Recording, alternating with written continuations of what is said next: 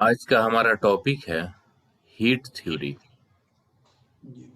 इसको एस्ट्रो वास्तु में heat theory, इसको हम एस्पेक्ट थ्योरी भी बोलते हैं।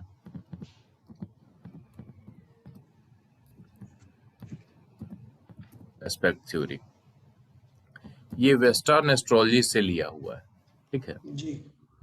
और इसमें काफी एक तरह से समझिए कि मिस्ट्री है। जी। मिस्ट्री ये है कि जो इसको एक्टिवेट करने का प्रोसेस है, जी। जो हीट को तोड़ने का प्रोसेस है, जी। घर में जो इसका हम प्रोसेस करते हैं, बॉडी जी। पे करते हैं, जी। तो ये देखने में आसान होता है। जैसे आपने कई वीडियोस देखा होगा, किसी का देखा होगा या मेरा ही वीडियो आपने कहीं देखा होगा। तो उस जी। स्थिति में चूंकि कोई भी आदमी क्लासरूम का कंप्लीट कॉन्सेप्ट नहीं डालेगा यूट्यूब पे, जी। कुछ ही हिस्से डाले जाते हैं। और दूसरी चीज है कि एक वीडियो में भी वो पूरा क्लियर नहीं होगा, जी। वो कुंडली के हिसाब से चीजें बदलती हैं। जी। हीट का भी जो कॉन्सेप्ट है उसको अप्लाई करना है, वो कुंडली और सिचुएशन के हिसाब से बदलता है। जी। जैसे एक छोटा सा एग्जांपल मैं आपको दूं, यदि आपकी कुंडली में ये जो प्रेजेंट में ये कुंडली है, जी। इस कुंडली में शनि का 90 का दृष्टि यानी 90 का जो हीट है, ये 7th हाउस पे आ रहा है, ठीक जी। है। तो 90 के हीट को तोड़ने के लिए 60 और 30 में हम आते हैं। क्यों तोड़ते हैं वो सब मैं आपको बताऊंगा। यहाँ पे एक छोटा सा एग्जांपल मैं दे रहा हूँ। जी। तो यहाँ से शनि का 60 यहाँ पे आता है, जी। ठीक है, छठे घर में आता है। जी। तो यदि ये कुंडली आपके पास आई है मैरिड लाइफ में प्रॉब्लम के लिए, कि हमारे मैरिड लाइफ में समस्या है, जी। कि आप कुछ रेमेडी दीजिए, बताइए। तो जी। आप यहाँ देखते हैं कि शनि का 90 यहाँ 7वें पे है। तो इस स्थिति में यहाँ पे जैसे इसका 90 जा रहा है और यहाँ पे 60 का जा रहा है, जी। तो इस स्थिति में आप 60 वाले पे देखा, 60 का अच्छा होता है। जी। तो ये जैसे ही 60 वाला आप हीट एक्टिव करेंगे ना, जी। आवाज मेरा इको हो के इधर आ रहा है। हैंड्स फ्री किए हैं क्या? मैं हाँ, नहीं सर, अभी उधर से इको होके आ रहा था। अभी ठीक आ रहा है। हाँ, अभी ठीक है। ठीक है सर। तो जैसे ही आप ये 60 वाला एक्टिव करते हैं, तो जी। ये 60 आपके एस्ट्रो वास्तु के हिसाब से आपको लगता है 90 और 60 के अकॉर्डिंग कि हाँ हमने 90 के हीट को तोड़ा, 60 में तो चलो ये काम करेगा। लेकिन जैसे ही आप 60 के हीट को एक्टिव करते हैं, तब भी उसके मैरिड लाइफ में समस्या और ज्यादा बढ़ जाती है। अच्छा। अब यहाँ पे आपके दिमाग में एक ट्रेडिशनल कॉन्सेप्ट बैठा है, या मैक्सिमम लोग वहीं सीखे हुए हैं, क्योंकि मेरे पास लगभग 20 से ज्यादा लोग सीख चुके हैं जी। एस्ट्रो वास्तु। उसमें 10 से 12 लोग वैसे सीखे हुए हैं जो दूसरे दूसरे जगह कोर्स किए हुए थे। जी। तो कोर्स किए हुए थे और यही उनके दिमाग में कॉन्सेप्ट था। जी। और चूंकि मेरा तो प्रैक्टिस सपोर्ट देना होता है, जी। जी। तो इसलिए मैं शुरू में ही मेहनत करता हूँ आप पे कि आगे आपको कंफ्यूजन ना रहे। जी। तो यहाँ पे 90 का हीट तोड़ने के बाद भी मैरिड लाइफ में समस्या बढ़ गई। जी। तो क्यों बढ़ी, ये भी हीट थ्योरी में ही मिलेगा। जी। यानी जो एक ट्रेडिशनली आपके दिमाग में कहीं आया हो कि 90 का हीट है, हम इसको तोड़ देंगे तो ये काम करेगा, तो काम तो करता है, लेकिन हर जी। एक स्थिति में आपको एक जैसे अप्लाई नहीं करना है। जी। यानी जो इसमें सबसे यूनिक चीज है, वो है इस हीट को अप्लाई करने का प्रोसेस। जी। ये प्रोसेस हर एक कुंडली में जैसे ही इवेंट बदलेगा, तो हीट को अप्लाई करने का प्रोसेस बदल जाएगा। जी। समझ रहे हैं इस बात को? जी सर। यानी हीट को अप्लाई करने का प्रोसेस कुंडली और इवेंट के अनुसार बदलेगा। जी। कोई प्रॉब्लम इसमें? नहीं सर। अब यहाँ पे है कि ये हीट और एस्पेक्ट एक्चुअली है क्या। तो जो आप वैदिक में पढ़ते हैं ना, ग्रहों की दृष्टि, तो ये भी दृष्टि ही है। एस्पेक्ट अच्छा। का मतलब दृष्टि ही होता है। जी। तो जो आप सिर्फ हाउस टू हाउस पढ़ते हैं, जैसे वैदिक के अकॉर्डिंग आप पढ़ेंगे शनि यहाँ है तो इसकी तीसरी दृष्टि यहाँ आएगी, जैसे फर्स्ट हाउस, ये सेकंड, ये थर्ड हाउस होगा। तो हम्म, थर्ड, हम्म, तीसरी दृष्टि यहाँ आएगी, सातवीं हम्म, यहाँ जाएगी, हम्म, 8 9 10वीं यहाँ जाएगी। ठीक है। हम्म, तो वेस्टर्न में क्या है, ग्रहों की जो दृष्टि है वो डिग्री में होता है। अच्छा। ठीक है। हम्म, तो डिग्री में बेसिकली 30 डिग्री से हम्म, जो ग्रह जहां है, जैसे हम्म, शनि यहाँ पे साउथ इंडियन में देखिए हम्म, 16 डिग्री पे है, जी 10 नंबर राशि में। माउस के पॉइंटर पे ध्यान दीजिए, दिख रहा है ना। जी जी। तो ये 16 डिग्री पे है। हम्म, तो ग्रहों की डिग्री हमेशा बढ़ती रहती है ना। हाँ हाँ। तो जब वह अगली राशि में जाएगा तभी हम उसको एस्पेक्ट को काउंट करेंगे। अच्छा। यानी अपनी राशि में है तो यह एस्पेक्ट नहीं माना जाता है, चूंकि वह अपना है। जी समझ में आ रहा है। जी। उसका अपना घर है, वह वहां है, और वह अच्छा। अपने घर से बाहर जब देखेगा, उसी को हम्म, ना हम दृष्टि बोलेंगे, एस्पेक्ट बोलेंगे। बराबर। तो जब यह ग्रह यहाँ से आया इस राशि में, हम्म, यानी आया नहीं, देखा, यहाँ से हाँ देखा, हाँ हाँ आएगा हाँ तो फिर उसका जगह यह हो जाएगा ना। हाँ हाँ, बराबर। तो शनि जितनी डिग्री पे है, 16 डिग्री पे, हम्म, तो इसी 16 डिग्री तक यहाँ पे इसकी दृष्टि 30 की मानी जाएगी, 30 डिग्री का। अच्छा। फिर चूंकि 16 का है तो यहाँ भी 16 पर इसकी दृष्टि 60 की मानी जाएगी, 60। यानी 30-30 का रेशियो लेना है। जी ठीक है। जी 30, 60, 90, 120, 150, 180। जी क्लियर हुआ। जी सर। 30-30 का। अब 30-30 के भी लेने का पीछे क्या रीजन है। एक राशि 30 डिग्री की होती है ना। बराबर सर। तो 30 डिग्री की होती है, इसलिए ही हम शनि 10 नंबर राशि में 16 डिग्री का है, तो 11वें हम्म, नंबर राशि में 16 डिग्री तक इसकी दृष्टि 30 की जाएगी। अच्छा। 12वें नंबर राशि में जो शनि 16 डिग्री तक इसकी जो डिग्री एस्पेक्ट होगा वो 60 डिग्री का होगा।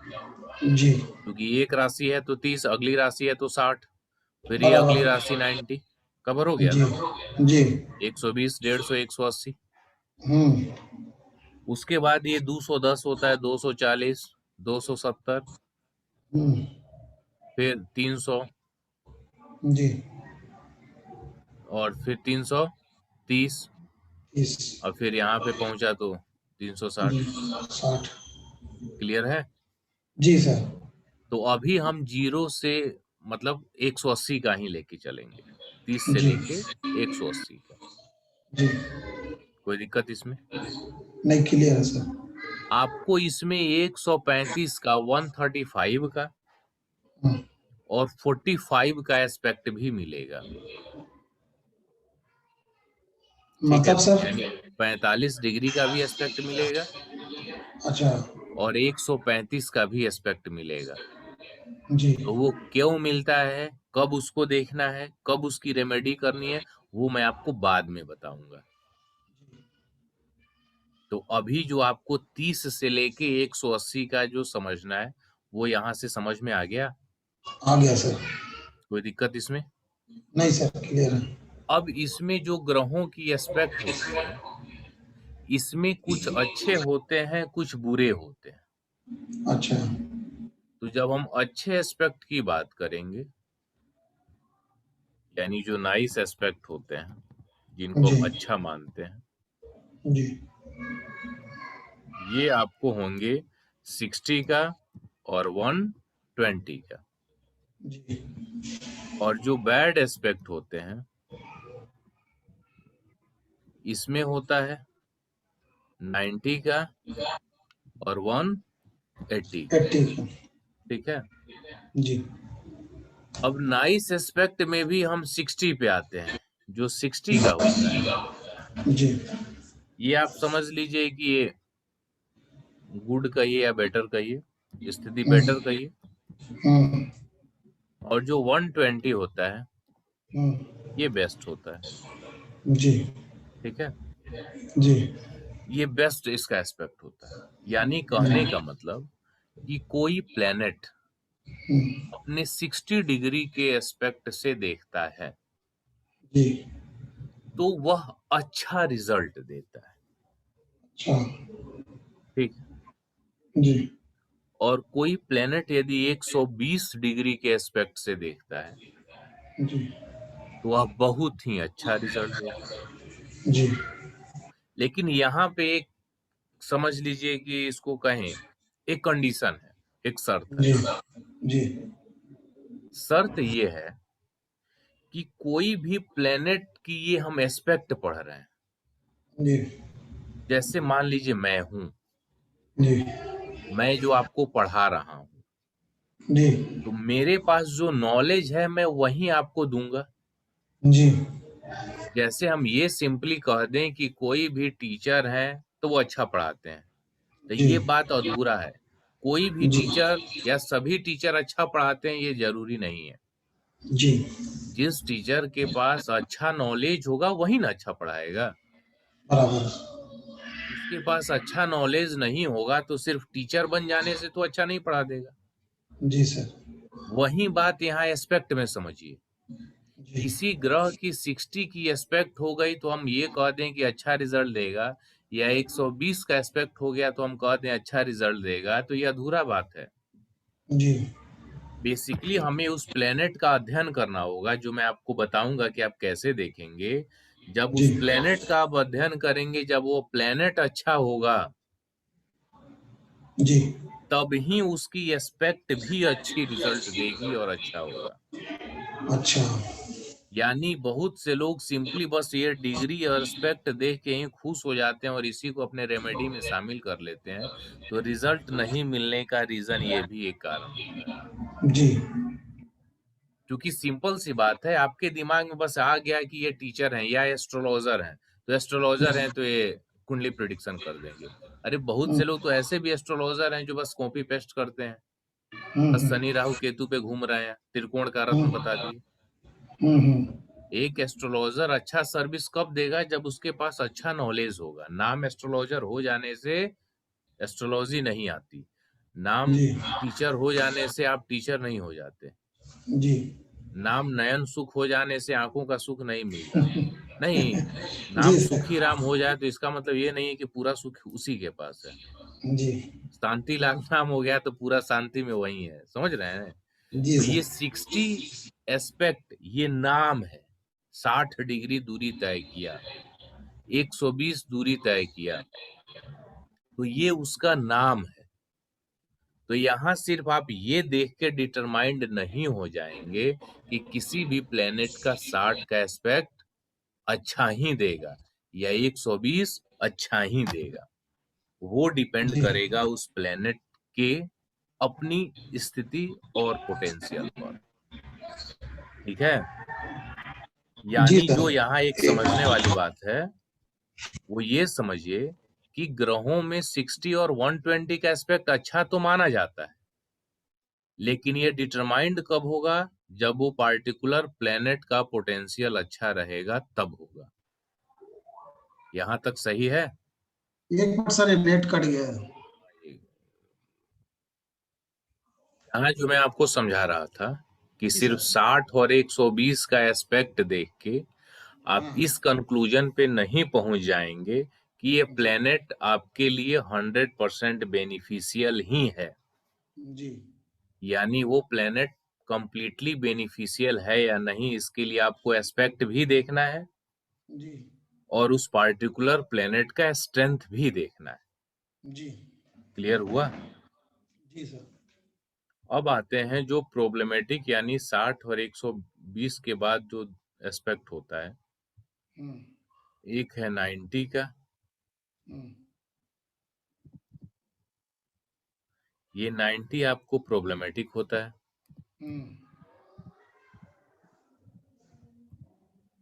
और एक होता है 180, इसको हम किलर भी बोलते हैं, जी। Killer heat. जी। ठीक है? जी। तो 90 क्या करता है कि जिस हाउस पे जाएगा, जी। जैसे सपोज कीजिए आपके बिजनेस 7th हाउस पे हीट पड़ गया, जी। तो आपके बिजनेस को आधा स्टॉप करेगा। अब आधा से ऐसे समझिए कि बिजनेस में प्रॉब्लम भी आता रहेगा जी और बिजनेस चलता भी रहेगा। जी इसके ठीक उल्टा यदि 180 का हिट आ जाए जी तो वो एक तरह से समझिए कंप्लीट बंद कर देता है, एकदम डेडली इफेक्ट इसको बोलते हैं। हम्म, मतलब 90 और 180 प्रॉब्लमेटिक तो होते ही हैं, जी इसमें 90 से ज्यादा प्रॉब्लमेटिक 180 का हीट होता है। जी क्लियर है यहाँ तक? जी सर। इसमें भी यही समझना है कि किसी भी प्लेनेट का 90 का हीट आपने देख लिया कि हाँ ये इस पे आ गया, तो उससे डरना नहीं है, जी क्योंकि वो प्लेनेट का स्ट्रेंथ यदि निगेटिव है जी तो ये 90 आपके लिए और ज्यादा प्रॉब्लमेटिक हो जाएगा। जी यदि उस प्लेनेट का स्ट्रेंथ पॉजिटिव है जी तो फिर 90 वाले को वो बैलेंस कर लेगा। अच्छा। और यदि प्लेनेट का स्ट्रेंथ निगेटिव है और 180 का हीट है तो वो समझ लीजिए कि चारों तरफ से जैसे ताड़ से गिरे खजूर पे अटके वाली कहावत होती है, करेला ऊपर सबसे से ज्यादा नीचे। प्रॉब्लमेटिक सिचुएशन हो जाएगी। जी लेकिन यदि प्लेनेट का स्ट्रेंथ पॉजिटिव है तो जी 180 में भी आप कुछ निकल जाते हैं। जी यानी यहाँ पे जो आपको समझने वाला पॉइंट ये है कि हम्म, प्लेनेट का स्ट्रेंथ सबसे इंपॉर्टेंट है इस हम्म, हीट के थ्रू प्रेडिक्शन तक पहुंचने के लिए। जी यहाँ तक क्लियर है? जी सर। तो अब ये एस्पेक्ट आपने समझ लिया। अब मैं हम्म, आपको बताऊंगा प्लेनेट का स्ट्रेंथ आप एस्ट्रो वास्तु में कैसे निकालते हैं, जी क्योंकि स्ट्रेंथ ही सबसे इंपॉर्टेंट फैक्टर होता है। जी क्लियर है? जी